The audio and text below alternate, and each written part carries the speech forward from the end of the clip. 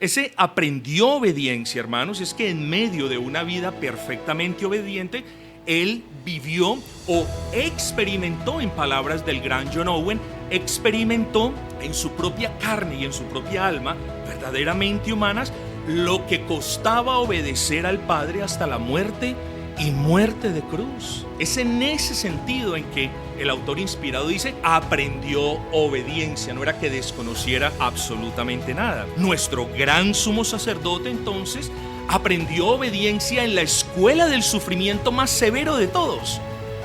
¿Cuál?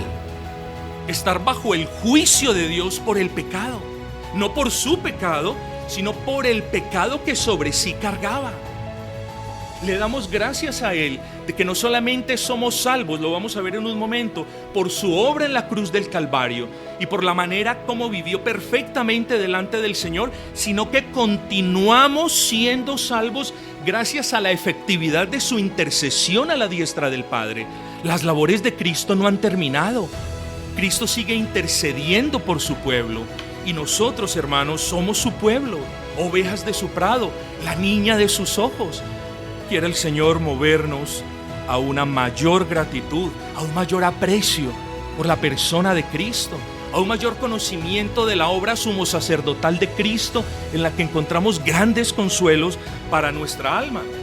Al hacer referencia a que la salvación es autoría de ese gran sumo sacerdote, yo considero que el autor inspirado tenía al menos dos cosas en mente o dos propósitos. El primero es que les quiere presentar a Cristo en su oficio como sacerdote mediador, porque en última instancia la vida de Cristo a favor de ellos y la muerte de Cristo en lugar de ellos era la causa eficaz de la salvación de ellos. Termino diciendo, nuestra salvación no puede perderse, porque aquel sumo sacerdote que la compró a precio de sangre, ahora la sostiene con su intercesión. Nuestra salvación es eterna, hermanos. Y aparte de cuidarla, como el autor inspirado invita a su audiencia una y otra vez, nada podemos hacer más que humillarnos ante su presencia, adorar a Dios con fervor y gratitud, vivir en obediencia para su gloria. Pero ¿de qué manera lo honramos? Hermanos, reposemos en la suficiencia de su obra en la cruz, tanto como en la eficacia de su labor intercesora. Entonces Él no solamente es el autor de su salvación, sino es el que sostiene su salvación.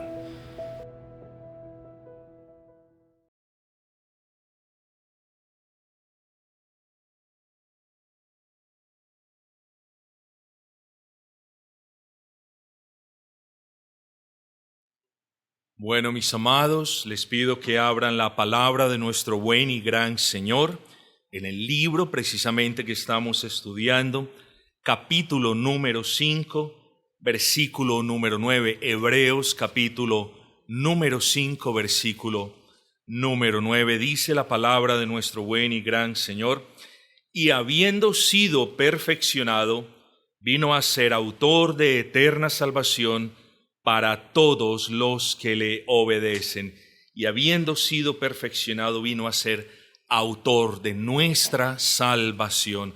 Podríamos pensar entonces, incluso podríamos afirmar a priori, Cristo es el autor de nuestra salvación, salvo que haciendo esa afirmación debemos tener en cuenta otros aspectos que espero el tiempo nos permita considerar. Y el título que tenemos en la mañana de hoy es sencillamente Nuestra eterna salvación. Nuestra eterna salvación. ¿Cuál otro podría ser el título después de leer este versículo? Nuestra eterna salvación. Pero antes de considerar la preciosa verdad que quedó consignada en este texto, para ánimo y para consuelo de los hermanos hebreos, espero tanto como lo sea para el nuestro, considero necesario que una vez más repasemos el contexto inmediato y lo dicho por el autor inspirado en el versículo número 8, y aunque era hijo, por lo que padeció, aprendió la obediencia. Hermanos, incluso antes de comenzar este capítulo número 5, nosotros ya vemos al autor de la carta enfocando su argumento en el oficio sacerdotal, en el oficio sacerdotal. Mucho cuidado, hermanos, nos presenta a Cristo Jesús, el Hijo eterno de Dios, como nuestro gran sumo sacerdote. Nos dice, hermanos, luego tenemos un gran sumo sacerdote que traspasó los cielos, a Jesús, el Hijo eterno de Dios. Retengamos nuestra profesión de fe. Yo les había dicho la semana pasada que ya el propósito del autor inspirado era enfocarse en la superioridad del oficio sumo sacerdotal del Señor Jesucristo por encima de los sacerdotes del antiguo pacto. Pero ahora luego, hermanos, vemos en segundo lugar que el autor pasa a describir brevemente el oficio sumo sacerdotal de Cristo en términos de aquel sacerdote que se compadece de nuestras debilidades, cuestión que ya consideramos la semana pasada, de aquel sacerdote que fue tentado como nosotros lo somos, salvo que él fue tentado y jamás cayó en pecado. Pero también, hermanos, nos fue de gran alivio y consuelo ya hace 2 semanas considerar que gracias a que nosotros, los que hemos creído en Cristo, tenemos a ese sumo sacerdote que traspasó los cielos y está sentado a la diestra del Padre, intercediendo por nosotros. Gracias a esa realidad, ¿cuál fue la conclusión? Que nosotros podemos entrar de manera confiada al trono de gracia. ¿Para qué? El texto nos lo dice, para hallar gracia y oportuno socorro. Pero podemos entrar a la presencia de Dios aparte de Cristo. Eso lo vamos a ver más adelante. No podemos. No hay camino abierto sin Cristo. Es en Cristo, no solamente en quien tenemos todas las bendiciones que Él logró para nosotros, sino que es a través de Cristo que nos podemos acercar a Dios sin ser consumidos. ¿Y cuál es la razón detrás de ese razonamiento? Todos lo sabemos.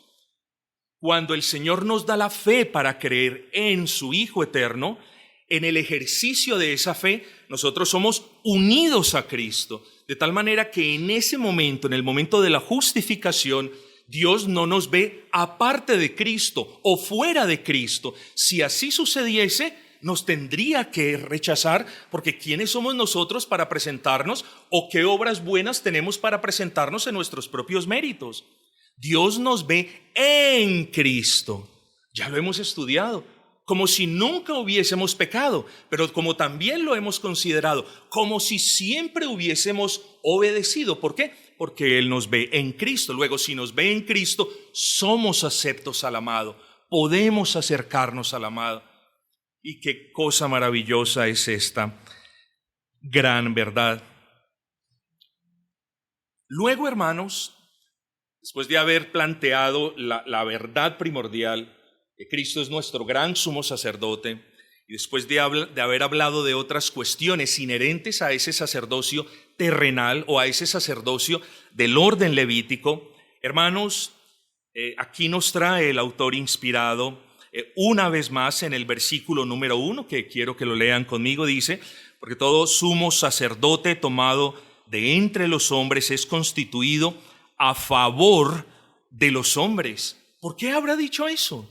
Parece algo tan evidente que no era necesario ponerlo ahí. Que un sacerdote es un hombre escogido de entre los hombres. Bueno, esto es muy importante, porque está preparando el terreno para lo que va a decir más adelante acerca de la verdadera humanidad del Señor Jesucristo.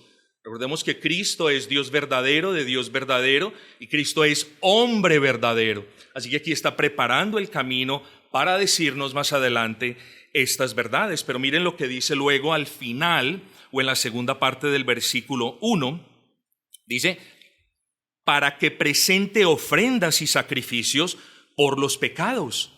Bueno, esto es muy importante, y aunque de nuevo parece obvio, esto es muy importante. ¿Por qué? De nuevo, porque está aplanando el camino para más adelante decirnos que ese bendito Cristo, que ese gran sumo sacerdote de nuestras almas, se entregó a sí mismo como ofrenda de olor grato por nosotros.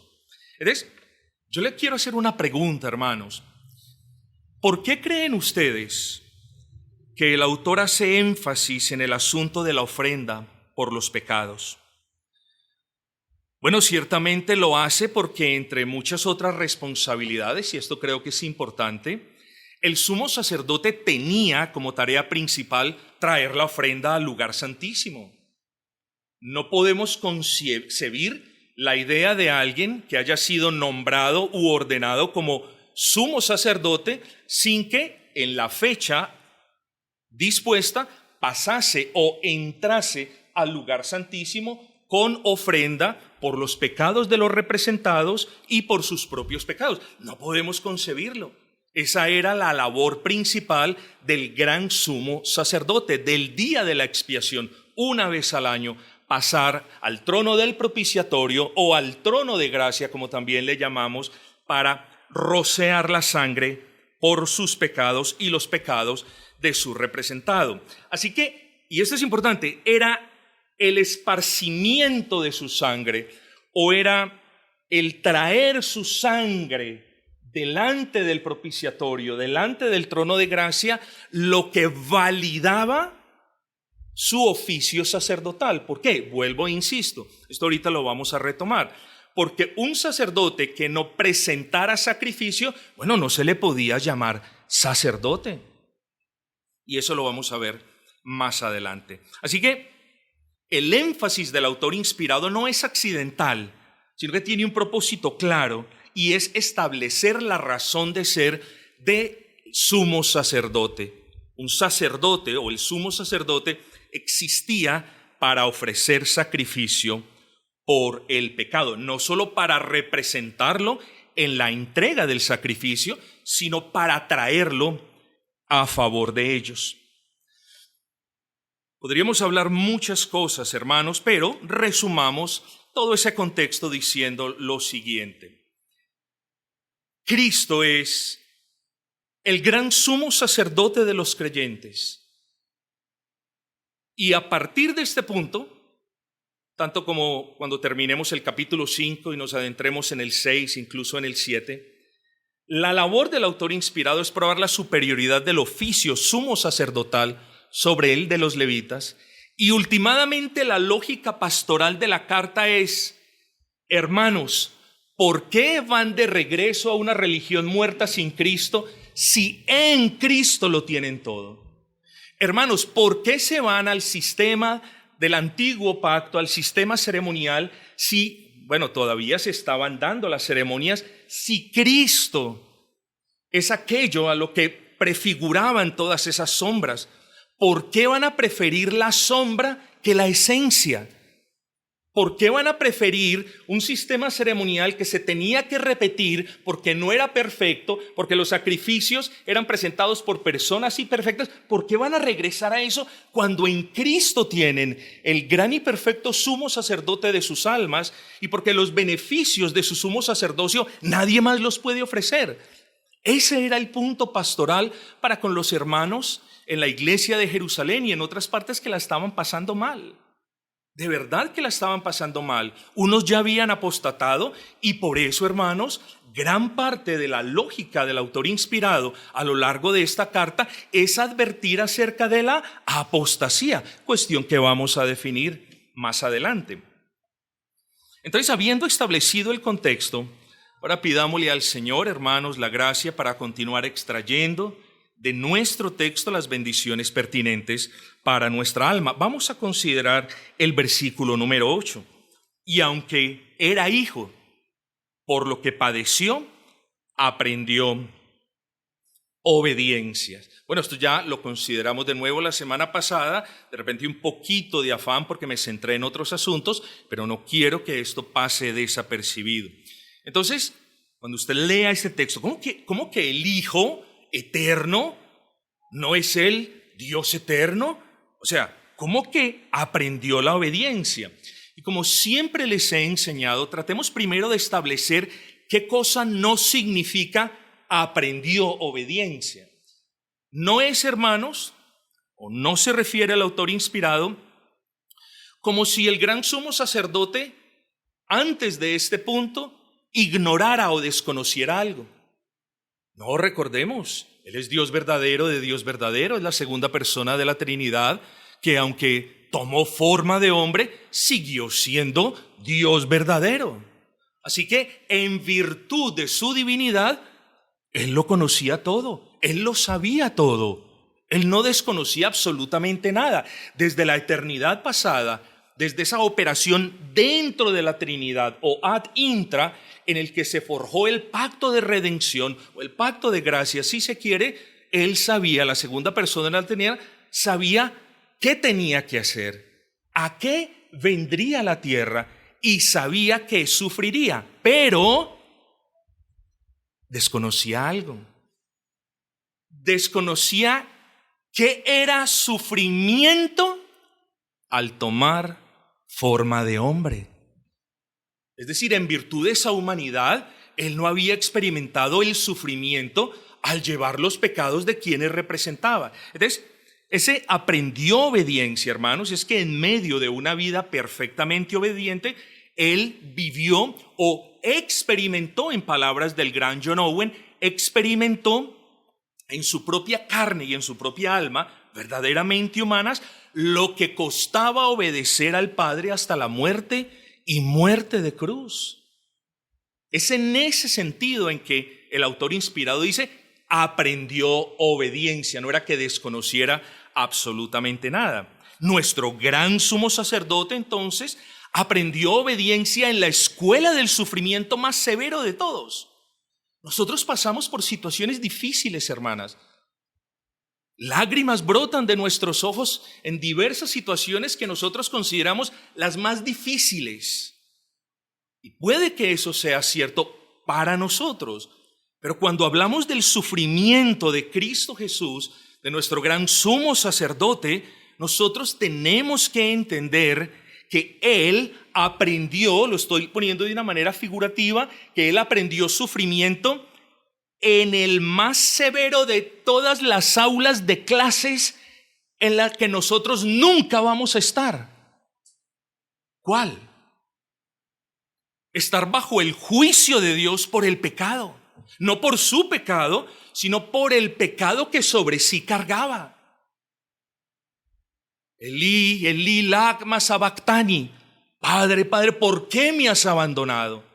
Eso no lo había conocido, no lo había experimentado el Dios encarnado. Entonces, en ese sentido decimos que aprendió obediencia. Es decir, en medio de su perfecta obediencia, en la que no hubo tacha, aprendió ese sufrimiento por amor a nosotros. Pensar eso es tremendo y sobrecogedor, hermanos. Y eso de repente nos puede ayudar a recalibrar un poco cuando estemos pasando sufrimiento o persecución o angustias, como lo leíamos ahora en Romanos capítulo 8. ¿De qué manera? Bueno, hermanos, recordemos que nuestra seguridad, la seguridad de nuestras almas, fue comprada por alguien que aprendió sufrimiento en el aula en la cual nunca vamos a estar gracias a lo que Él hizo allí. En el aula del juicio de Dios a causa del pecado. Hermanos, vuelvo e insisto, la lógica pastoral es algo que debemos tener muy en cuenta, porque eso lo vemos permeado a lo largo de la carta. O sea, qué cosa buena. Es como si el autor inspirado les estuviera diciendo, qué cosa buena para vuestras almas hay aparte de Cristo. Qué cosa buena para vuestras almas hay aparte de aquel que murió por ustedes, que derramó su sangre por la multitud de sus culpas, de aquel que está sentado a la diestra del Padre como gran sumo sacerdote intercediendo. ¿Qué cosa buena hay en ustedes lejos de Cristo? ¿Qué beneficio pueden encontrar ustedes en esa religión muerta donde aborrecen a Cristo? Hermanos, por tal razón, el autor inspirado nos ha estado exhortando, o bueno, podemos decir, Dios ahora, por medio de estos escritos, nos ha estado exhortando. Bueno, hermanos, si nosotros verdaderamente vemos a Cristo como nuestro Rey, Señor y suficiente y único Salvador, entonces, ¿qué hacemos cuando tenemos un sacerdote de esa superioridad? Hermanos, nos aferramos a Él. Le damos gracias a Él de que no solamente somos salvos, lo vamos a ver en un momento, por su obra en la cruz del Calvario y por la manera como vivió perfectamente delante del Señor, sino que continuamos siendo salvos gracias a la efectividad de su intercesión a la diestra del Padre. Las labores de Cristo no han terminado. Cristo sigue intercediendo por su pueblo y nosotros, hermanos, somos su pueblo, ovejas de su prado, la niña de sus ojos. Quiere el Señor movernos a una mayor gratitud, a un mayor aprecio por la persona de Cristo, a un mayor conocimiento de la obra sumo sacerdotal de Cristo, en la que encontramos grandes consuelos para nuestra alma. Y vuelvo e hipotetizo, ¿cierto? ¿Por qué habrían ellos de darle la espalda a Cristo para regresar a esa religión si Cristo es el gran sumo sacerdote? Ellos tenían que enterrar a los gran sumos sacerdotes o a los sumos sacerdotes, los tenían que enterrar. Seguramente habían visto muchos de estos entierros que revestían cierta dignidad y todo lo demás, pero Cristo resucitó de los muertos. Hermanos, tantas cosas que podemos ver, tantas cosas. ¿Por qué ellos habrían, repito, de darle la espalda a Cristo si Él era el sumo sacerdote santo y perfecto, cuya ofrenda fue aceptada por Dios? Las ofrendas del antiguo pacto tenían como propósito prefigurar, decirle al pueblo, oigan, va a venir una ofrenda que cuando se haga ya no hay necesidad de más ofrendas. Claramente hablando del Cordero sin mancha que quita el pecado del mundo. Y así pasó conforme su palabra. O sea, hermanos, ¿de qué manera ellos se podían acercar a Dios si era por medio de ese gran sumo sacerdote que había un camino? Si era gracias a Él mismo como ofrenda que nosotros fuimos aceptados. Y si era gracias a su labor eficaz e intercesora que nosotros podíamos estar confiados. ¿Qué encontramos entonces aparte de Cristo? Yo espero, hermanos, que no lo sabemos, pues yo espero que el Señor haya tenido misericordia con esta iglesia en Jerusalén, con los hermanos hebreos en la dispersación, y que Dios les haya permitido ver las riquezas que tenían verdaderamente en Cristo para que no abandonaran la iglesia. Recuerden que ya por allá en el capítulo número 10, particularmente en un versículo que todos conocemos, Hebreos 10:25, el autor ya deja entrever que muchos habían apostatado, ya no se estaban congregando, le habían dado la espalda a Cristo. Versículo número 8, y aunque era hijo, por lo que padeció, aprendió obediencia. Ya dijimos qué es eso.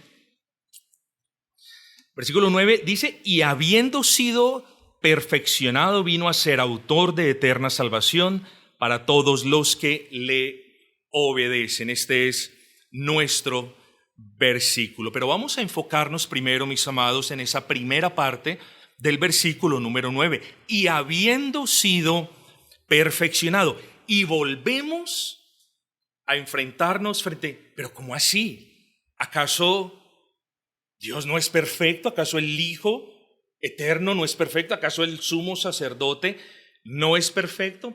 Y es bueno que nosotros primero, hermanos, cuando tengamos estas preguntas, tratemos de establecer qué no está diciendo el autor inspirado.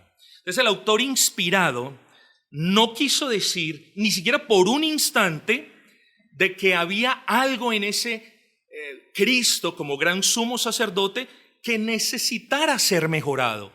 Cuando una cosa, cuando un aparato, cuando un proceso necesita ser mejorado, era porque no era perfecto, ¿no es así? Bueno, entonces eso no quiere decir el autor inspirado, no puede estar diciendo, después de habernos dicho que es superior a los profetas, a David, a Josué, a los ángeles, no puede venir ahora a decir que había algo imperfecto. Entonces todavía queda la duda, ¿qué será? ¿Qué significará eso de habiendo sido perfeccionado? Bueno, recuerden que hace un momento, hermanos, les dije que el sumo sacerdote había sido constituido como tal para que hiciera muchas cosas, pero para que una vez al año entrara al lugar santísimo y se presentara con la ofrenda por el pecado, por sus propios pecados y por aquellos de los representados, ¿cierto? Y recuerden que también les dije de que no podíamos formarnos la imagen mental de un sumo sacerdote que hiciera una cosa y la otra, pero que no trajese ofrenda. Bueno, hermanos, cuando usted lea y habiendo sido perfeccionado, lo que no quiere decir el autor inspirado es que hubo algo en el carácter de Cristo que tuviese que ser perfeccionado, y muchísimo menos que había algún tipo de deficiencia moral en el carácter de Cristo. Entonces ya cuando dejamos aquello de lo que no significa, nos movemos entonces a tratar de dilucidar en el texto qué es lo que significa. Y la clave está en el significado de la palabra perfeccionado. Ahí está la clave, porque la clave nos dice que eso significa de alguna manera completado. Y lo que quiere decir el texto entonces, hermanos, es que solo presentándose, recuerden, solo presentándose en el lugar santísimo a sí mismo como ofrenda por el pecado, solo hasta ese punto era constituido de manera pública y universal como gran sumo sacerdote. Ahora tengan cuidado con este aspecto técnico.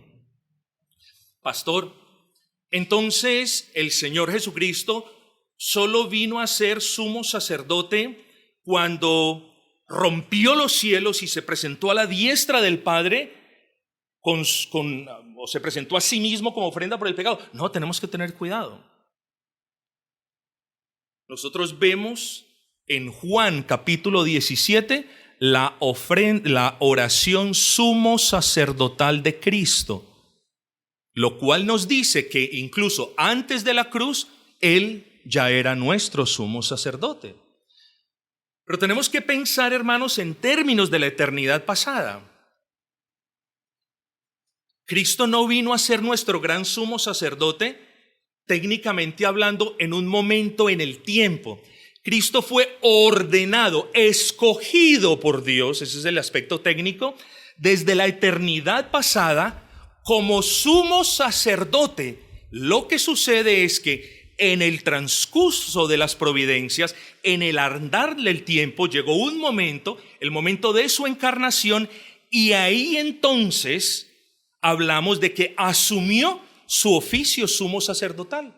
Y si queremos ser un poquito más delicados, podemos decir que en el comienzo de su ministerio, ya ese oficio sumo sacerdotal era evidente, que en la cruz del Calvario se entregó a sí mismo, y ahí podemos decir que cumplía con el requisito, pero solo hasta que se presentó en el lugar santísimo a él mismo como ofrenda de olor grato, solo hasta ese momento su oficio sumo sacerdotal llegó a la madurez o a su consumación. Eso es lo que significa, mis amados hermanos, que fue perfeccionado. Así que, y aunque era hijo, por lo que padeció, aprendió la obediencia, versículo 9, y habiendo sido perfeccionado, habiéndose consumado la perfección de su ministerio como sumo sacerdote, dice, vino a ser, y esta parte es clave y en la que nos vamos a enfocar en lo que queda de este sermón. Vino a ser autor de eterna salvación para los que le obedecen. Consideremos esa expresión, hermanos, autor de la salvación.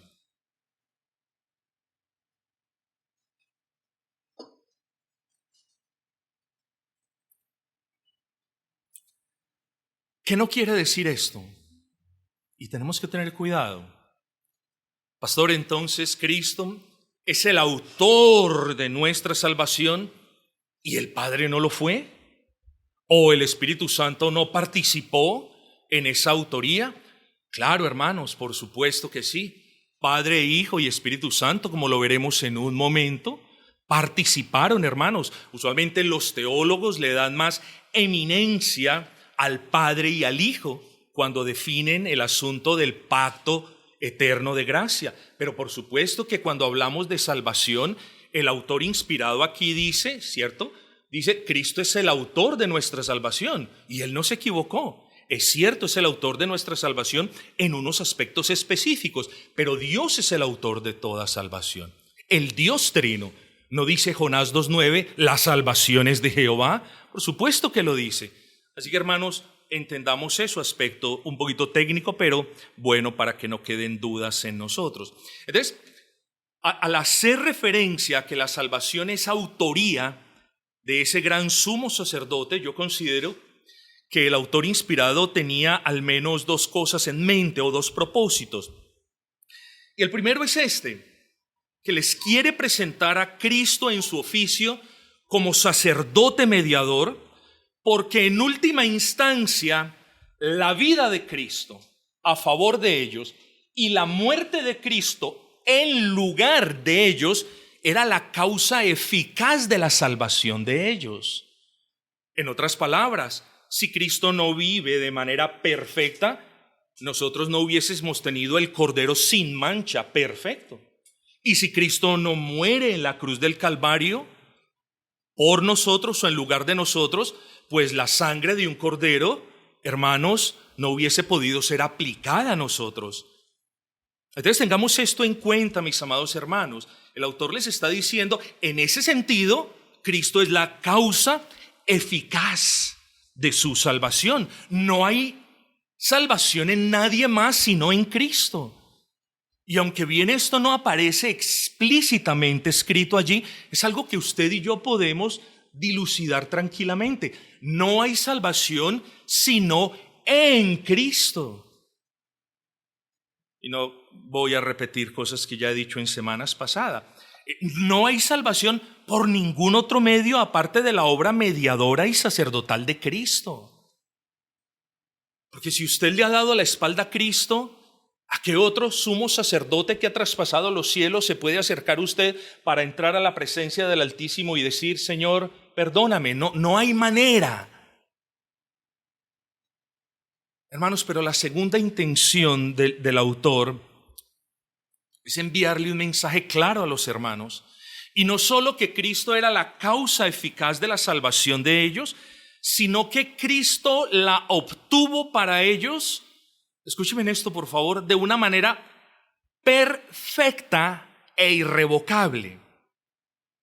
¿Y cómo nosotros sabemos, hermanos, que Cristo la obtuvo la salvación para todos los que creen en Él de una manera perfecta e irrevocable? Bueno, es que la Escritura de principio a fin nos habla de eso. Podríamos citar un versículo muy conocido y es, el Padre o los que el Padre me ha dado, yo los tengo. De ellos no dejaré perder a ninguno de ellos. Nadie los arrebatará de mi mano. Solamente con esos dos versículos que acabo de parafrasear podemos encontrar la certeza de que nosotros seguiremos siendo preservados por la gracia de Dios y perseveraremos para la gloria de Dios. Pero hay muchos más, hermanos. Hay muchos otros textos pues que ahora no vamos a citar, pero yo quiero que se enfoque en el asunto. ¿Por qué decimos que la salvación que obtuvo Cristo para nosotros, por qué decimos, hermanos, que es perfecta? Bueno, porque el texto la llama eterna.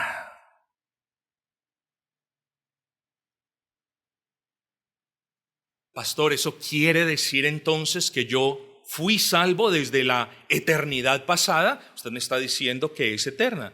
No, por supuesto que no. Lo que decimos es que desde la eternidad pasada, Él nos escogió para que fuésemos salvos sin ninguna virtud de parte nuestra, aparte del libre afecto de su propia voluntad.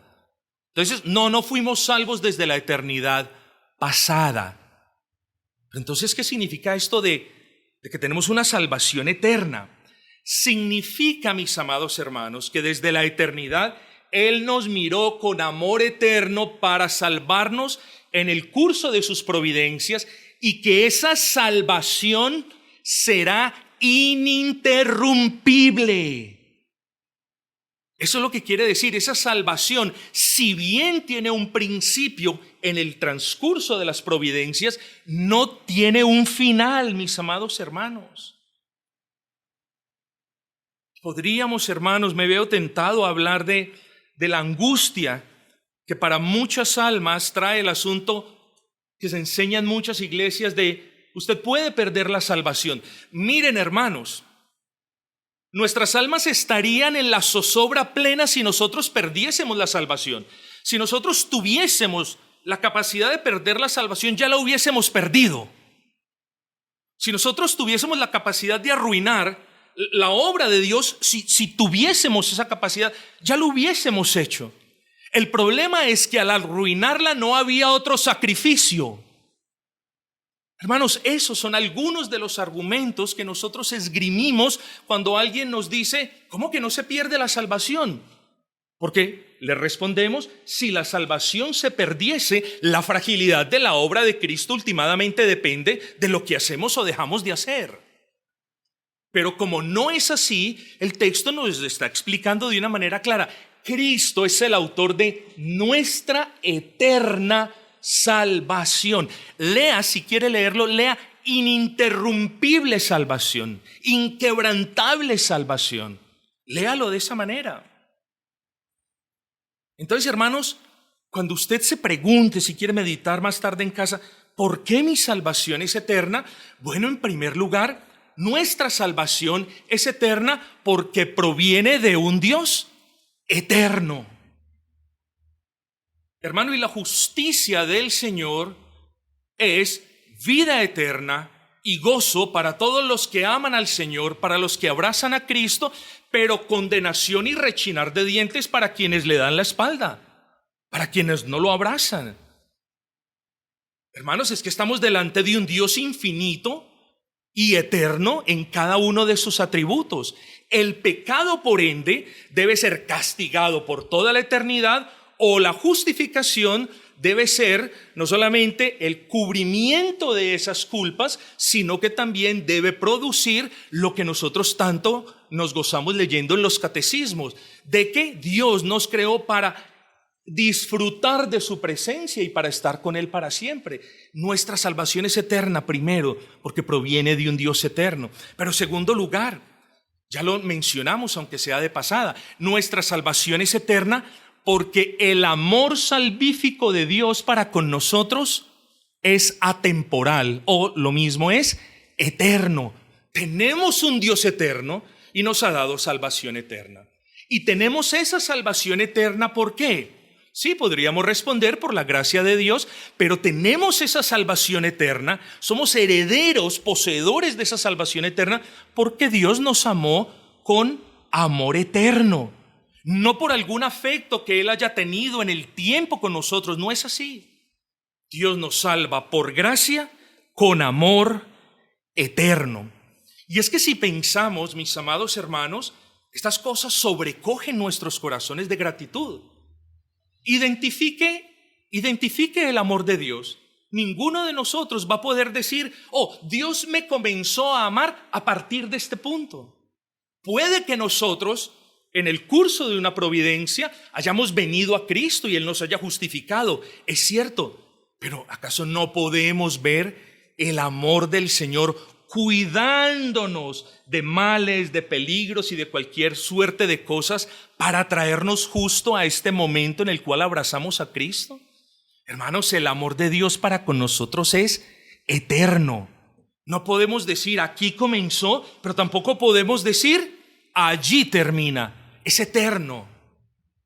Dios, cuando aborrece, aborrece eternamente. Y cuando ama, también ama eternamente. Pero es cierto, el amor de Dios se manifestó plenamente en la encarnación de su Hijo, ¿cierto? Porque de tal manera amó Dios al mundo que nos ha dado a su Hijo unigénito. Ahí podemos ver el amor de Dios para con nosotros.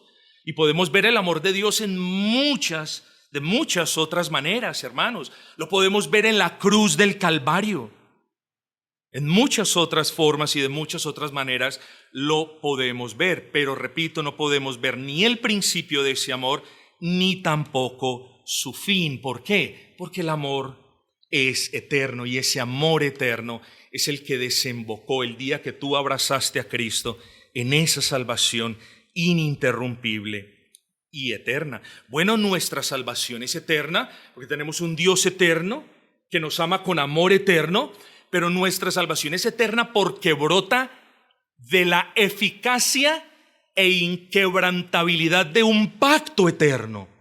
Y esto es importante que nosotros lo tengamos en cuenta, porque es más fácil hablar de la eternidad de Dios y es también fácil hablar del amor eterno de Dios, pero nosotros, hermanos, hay consuelo para nuestras almas hablando del carácter eterno del pacto de salvación, porque nuestra salvación está arraigada en el compromiso entre las tres personas de la Trinidad para salvarnos.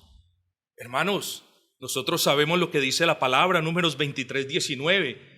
Dios no es hombre para que mienta, ni hijo de hombre para que se arrepienta.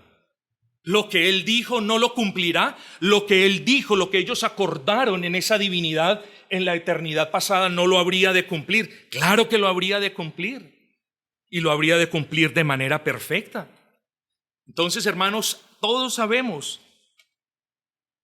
hablar del pacto eterno es hablar de ese convenio, y de esto debemos hablar de una manera muy cuidadosa, porque no está revelado detalles en las Sagradas Escrituras, pero lo podemos deducir necesariamente de ellas, lo cual es permitido para nosotros. De ese pacto entre los miembros de la Trinidad, en que el Padre determinó escoger a algunos de aquellos que nacerían de la simiente de Adán, y el Hijo se comprometió a pagar el precio que costaría la redención de esas almas, y el Espíritu Santo se comprometió, si me puedo expresar de esa manera, a traerlos de muerte a vida y a abrirles los ojos para que vieran a Cristo y a darles la fe para que abrazaran a Cristo. Estas cosas están dentro del pacto, se tendrían que cumplir. Y como alguien lo dijo de una manera muy clara, si el pacto de nuestra salvación no tuvo principio, la salvación que tenemos por el cumplimiento de ese pacto, ni la gloria que nos espera, tendrá fin. Si el pacto no tuvo principio, la salvación que tenemos como cumplimiento de ese pacto y la gloria que aún nos ha de aguardar, no tendrán fin. Hermanos, nuestra salvación es eterna porque tenemos un Dios eterno que nos ama de manera eterna y cuyas bases, hablo de nuestra salvación, están en el pacto eterno o en el pacto salutis o en el pacto de salvación. Pero cuarto lugar, mire esto, lo hablaré de manera breve. Esa salvación de la que hemos estado hablando y de la que Cristo Jesús es su autor, su causa eficaz, es imperecedera, además de lo que ya hemos visto, pero es imperecedera. Y aquí regresamos un poquito al asunto del sumo sacerdote. ¿Cuán importante fue el hecho de que nuestro sumo sacerdote se presentara a sí mismo como ofrenda? Recordemos que ya hemos dicho que técnicamente hablando, Cristo Jesús no trajo ofrenda por nuestros pecados. Cristo Jesús fue la ofrenda de nuestros pecados. ¿Pero por qué nuestra salvación eterna? Bueno, este es el cuarto punto. Nuestra salvación está segura en Cristo. Nuestra salvación no puede dañarse. Bueno, el pecado puede arruinarla. Y el pecado muy a menudo arruina el gozo de la salvación. Y por eso vemos a personas verdaderamente, genuinamente cristianas, viviendo una vida miserable, triste, acongojada, porque están dominadas por el pecado. Y esa es la misma razón por la que también vemos a creyentes dubitativos. ¿Será que soy salvo? ¿Será que no soy salvo? ¿Por qué?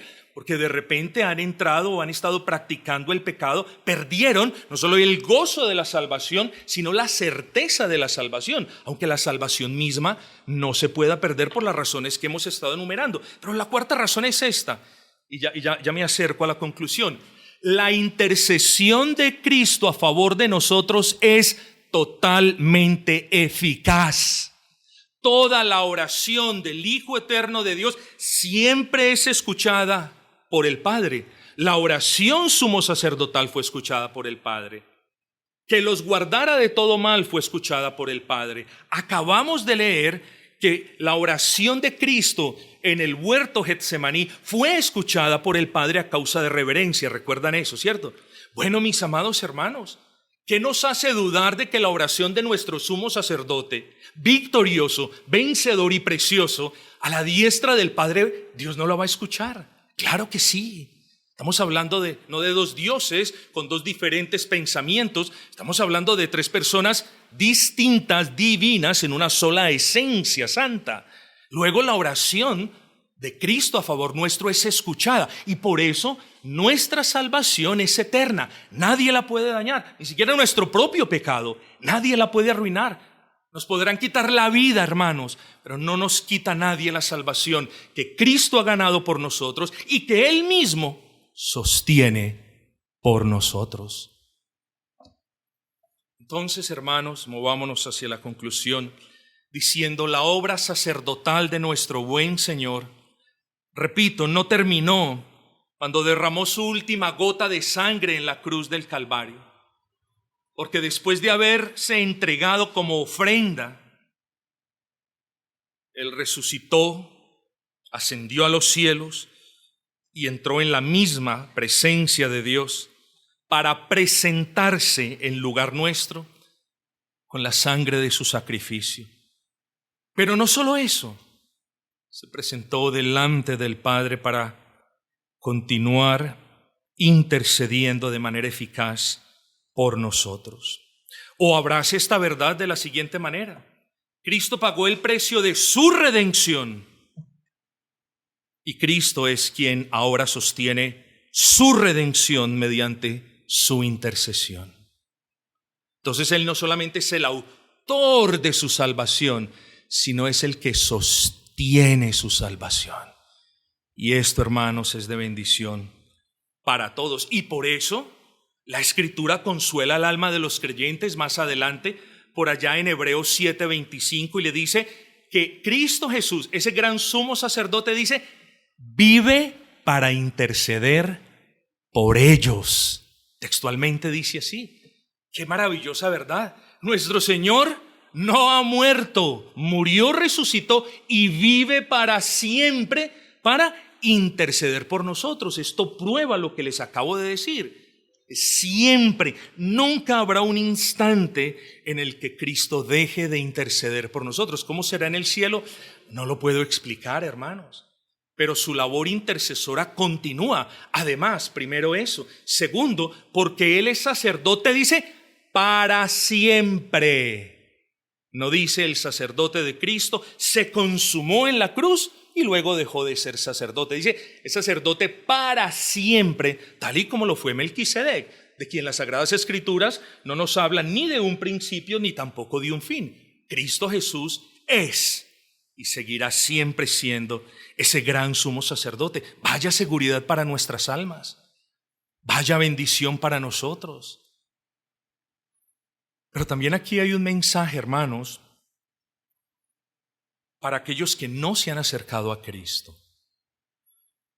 Porque ese texto del capítulo 7, versículo 25, es muy hermoso. Muy hermoso. Vamos a leerlo, hermanos, Hebreos 7:25, y dice: por lo cual puede también salvar perpetuamente a los que por Él se acercan a Dios. Hermanos, podríamos hacer de este versículo un sermón evangelístico, pero quiero terminar este sermón simplemente diciéndoles dos cosas a los amigos, a los niños, quizás que de repente no han confiado en el Señor. Lo primero es que Cristo todavía salva, y ese debe ser un mensaje esperanzador para usted. Con tantas veces que usted le ha cerrado las puertas de su corazón a Cristo, Cristo ya de repente hubiera cerrado las puertas de la salvación a usted, pero lo que nos dice el texto es algo diferente. Cristo todavía está dispuesto. Cristo todavía salva, en Cristo todavía hay esperanza. Así que acérquese al Señor, al Padre, aquel al que usted ha ofendido, aquel cuya ley ha violado, y pida perdón en el nombre de ¿quién? Bueno, el texto mismo nos lo dice, en el nombre de Cristo, porque nadie se puede acercar al Padre aparte del nombre de Cristo. El texto lo dice, Cristo puede salvar perpetuamente, nótese esto, Cristo puede darle salvación eterna a todos los que se acercan a Dios, dice, por Él. Es decir, por medio de la fe. Esto le quiere decir que no hay salvación aparte de Cristo. Mis amados,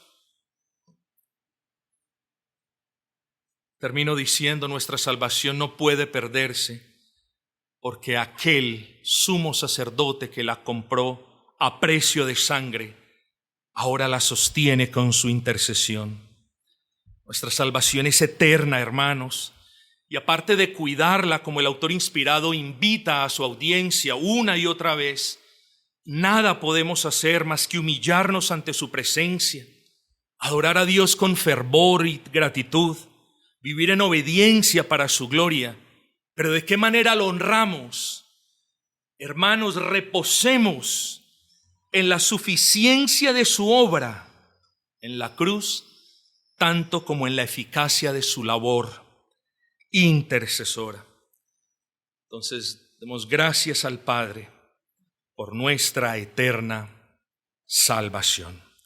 Vamos a cantar aquel himno que dice: me cubre tu justicia de plena perfección, tú eres mi delicia, mi eterna salvación. Himno número 33, himno 33.